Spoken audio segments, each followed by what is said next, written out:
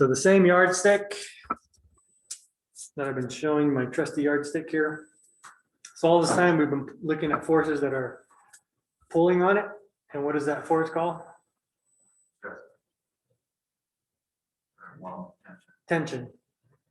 And all tension is two opposing forces pulling away from one another.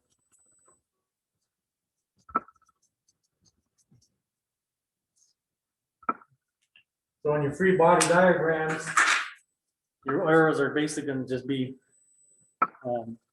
going in the opposite directions.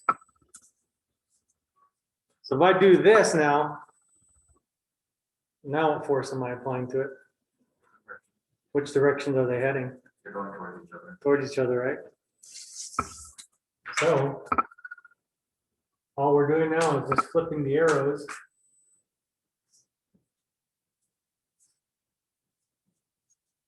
And our forces are in compression.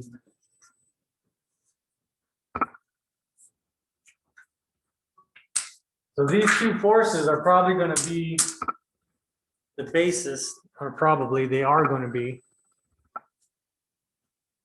the two main forces for the rest of this course. Our forces are either going to be going away from each other, or they're going to be going towards each other in compression. So in the future sections and chapters, we're going to start to combine these two forces, and it's going to be our job to figure out which force is doing what. So we're going to have like a bunch of lines, but no arrows. And it's going to be our job to figure out, okay, are they pulling or are they pressing into one another?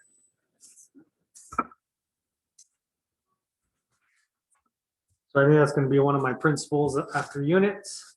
I think I should make them commandments, but so one would be units, and then two would be figuring out your forces. So compression, the first couple of sections is basically telling you, giving you examples, but like I said, it shouldn't be too hard to explain what compression is. Like I said, you can kind of see, you can see the result of it. Like I'm just pressing it, you can see my yardstick, kind of start to deform. But the tension, you can't really tell, right? It's a little bit harder to tell unless I was the Hulk and I'm able to just stretch the wood fibers apart. But what is stress for our tension?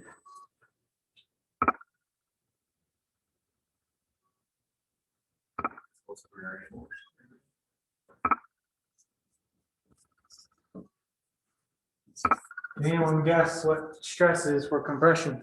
Force of the area. It'll be the same, exact same. So that goofy S and that equation we've been dealing with for elongation, guess what? It'll be exactly the The same. only difference is just which way the energy is going initially. So the only thing that's changing is just our direction of our arrows. Is essentially what the first couple of chapters is telling you. And actually, the first couple of sections is telling you there's different materials are going to react differently to tension and compression. So, but basically, we're still dealing with the same equations. So, what are the two units that our stress comes into? I just remembered that actually. What's the homework that you were planning? I'll put it on Canvas, Okay, and I'll put this on. I'm recording it too, so. I appreciate it. Sorry. All right. So, what are the two units that we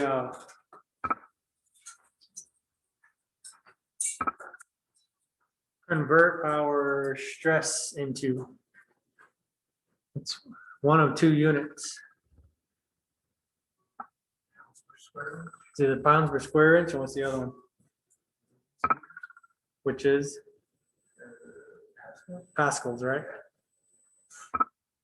So same thing, we're gonna be measuring our compressive stress in either PSI or pascals.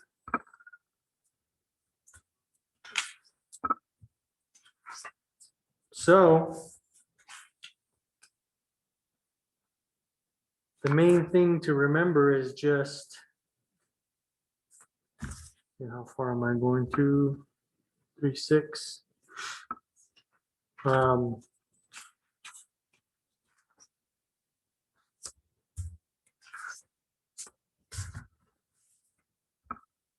The cross-sectional area is probably just going to be the main thing. So if we have a column,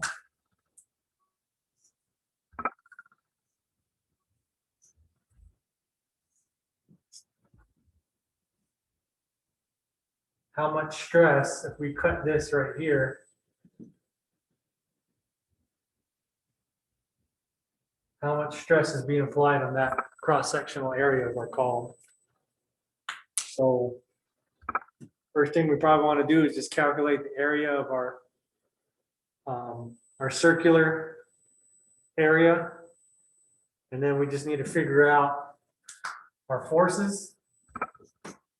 Because once we figured out our force, that means this force and this force are the same, right? Because they have to equal one another.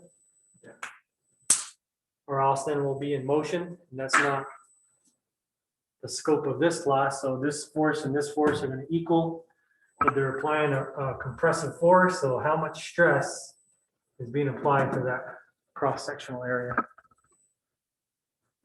And this same is going to apply because depending on how much force we're applying, here's going to be our L initial.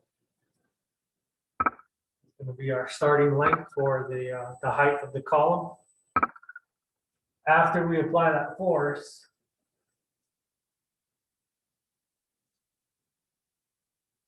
what's our new length going to be, which is our L final. The difference between those two is going to be what? The difference in heights. What's that called?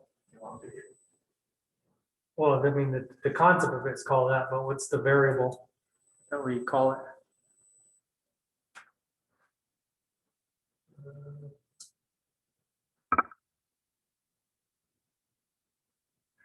The delta L. Delta L. Yeah, delta L.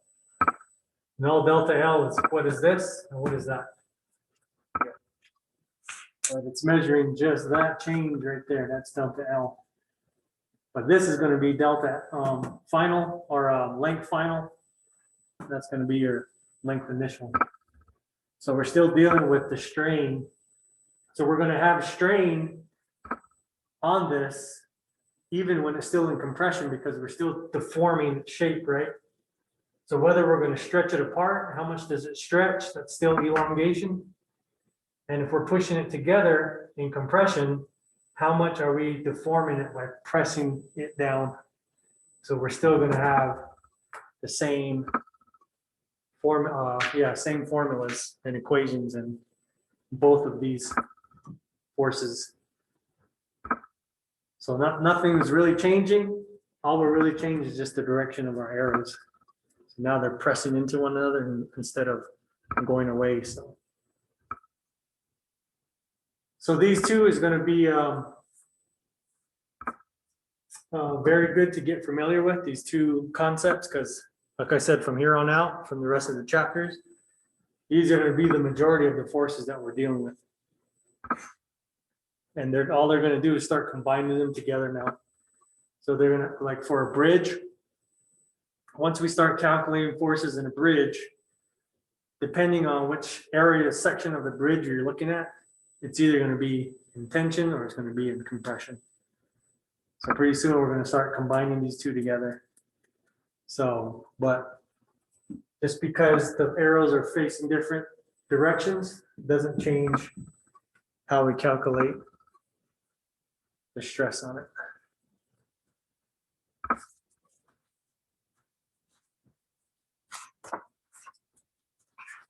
Make sense? Any questions? Publish it right now. So let's go ahead and do problems 3.1, 3.3, 3.5, and 3.7.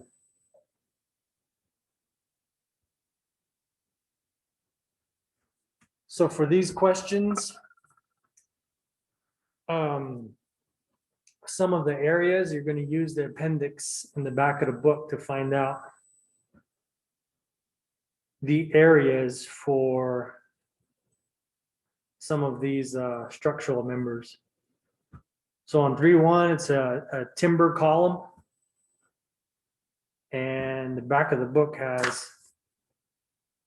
it already has the area calculated for you guys, so that shouldn't be too difficult. And I think in 3.5 is an I-beam. And the I-beam is also has the area calculated in the appendix in the back, so. Is that the appendix 4, Dennis? So the timber column is appendix 6 and 3.5 is appendix 5, according to page 81. So this one, I don't think there's any elongation. I don't see any. So all you're doing is calculating stress at the moment.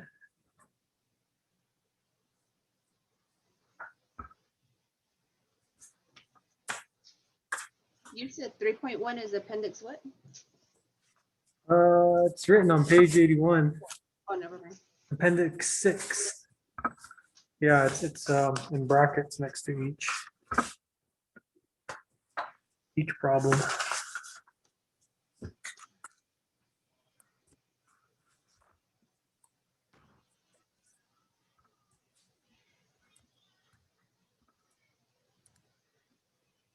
Let me stop recording.